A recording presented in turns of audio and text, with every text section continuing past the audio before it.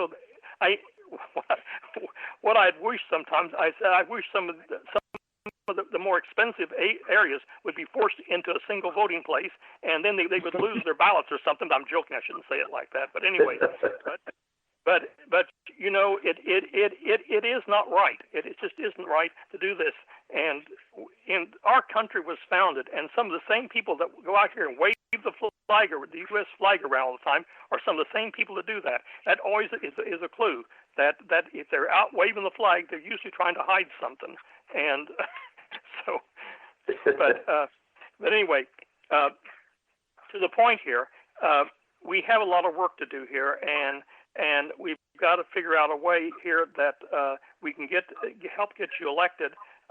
We're doing phone banking for some other candidates here too, and maybe we can get you some petitions signed at the same time. I made a note to myself here to see if we can do that too to help a little bit. But the time is running out. Your petitions need to be in on. Don't they have to be in on May the 11th? Am I correct? Yes, that's the qualifying day. At this point, as I stated earlier, with them shooting down so many of them, I'm aware of what they are trying to do.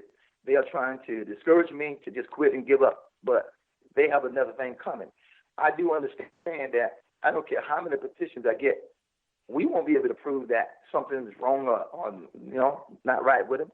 I just got to try to do my best to raise the funds, because every petition that I put over there, they got the option to just shoot it down and hold on to it and not count them until the day of or a couple of days before, until I need 500 more petitions. Who's going to be able to do that? I'm not even really encouraged to turn in another petition. I got about 200 or 300 right now that I haven't turned in because I'm discouraged to even turn one in. I want to see if I can raise the money and just be on the ballot that way, because they can't kick me off that way. They have to let me on that ballot, because it's just a shame that we have to do certain things, and they'll tell you that that's not the case, but I'm not convinced that that's not the case. As many petitions that I've turned in, and all of a sudden, almost 600 of them are not good. That's something wrong with that picture. Yeah, so that raises red flags right there. It certainly does. And there is. Have you reached out to any other groups here? And that's another thing I could do here. I could reach out to some other groups and see what we could do to help in that way too, and see if they're available. Well, I appreciate it. I'm reaching out to people and friends, and I'm going to go live hopefully today or tomorrow on Facebook and reach out to a lot of friends. So a lot of people here in Manatee County know me, and hopefully that will give them a spark to say, you know what, I'll donate. I'm going to just, kind of challenge a few people to help me out to get on the ballot. I reached out to Tracy at the Democrat office more than once. I haven't heard back from her yet. Hopefully I'll hear back from her and, see how we can all pull together. The COVID-19 situation also makes things very tricky for us. And I know some other candidates that were very close to having their petition counts on target, and now they're having problems. But thank God they've changed the rules for petitions now a little bit. So, and we're working. In fact, we just did a discussion last night with some other candidates, and so we got to see if we can work on that area for people with petitions. But if you're raising money, then to get on the ballot, then that's a whole other path that you have to look at and to get there that way too, because it is difficult right now with everyone locked down the way they are. It's not easy to get people to do stuff, and because a lot of people are scared that they're touching anything, of course, and which rightly should be. It's legitimate.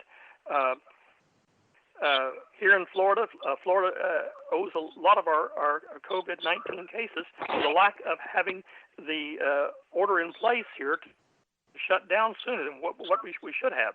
And our highest elected Democrat in the state was asking the governor before, along with other people across the country here, close the state down earlier than what he did, because it disallowed. But here again, money trumps everything, and so they had to leave the beaches open for spring break. God, what a mess that created, and all those kids partying on the beaches here in Florida when during spring break. Went viral. I know a lot of people commented on. So anyway, but you have a challenge here. No doubt in front of you here to get the money in place. Then in between now and when do you have to have the money in place to pay your fee? 11th next month. The 11th. That's the 11th. That's 11th as well. Yeah. Okay. Yes. Same date as petition. Yes. Okay, 11th. That's qualifying date. Okay. Okay, I made a note of that too. So, what else can we talk about here about your qualifications and stuff? We've got a few minutes left here.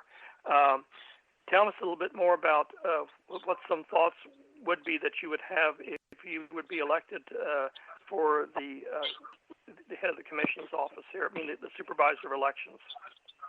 Okay, well, that's something good to talk about there. Well, first of all, when I get in, I would go in and do the very best I can to learn all the sort of statutes that govern the Supervisor of Elections office, and just start building relationships with everyone there. I'm a people person. I love people. I'm compassionate about people. I just want to make sure that everybody will be on the same page. I want to, just bring these relationships together so much that we can laugh together, cry together, play together, and then create a family team atmosphere that will make Manatee County proud of us. My objective is to just go in that office and make all of the, Supervisor of Election office want to look like the office that I'm in. That's the model. I want it to be the model for what offices should look like. Not only that, I want to do everything I can to encourage young men and women to vote and make sure that I do that readily, because we, as we talked about earlier, we didn't always have this opportunity, especially as African Americans. I want to be able to reach them and give them an opportunity to vote and help them understand that your voice can be heard and it needs to be heard loud and clear. I want to eliminate all voters' fraud by removing voters from the registered roll who no longer live in Florida, who may be deceased or even incarcerated, or for any other legitimate reason why they are disqualified individuals from voting in Florida.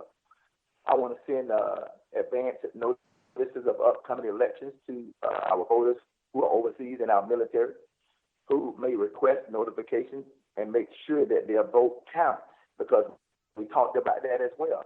There's a lot of times when people vote by mail, some of those votes may not even count.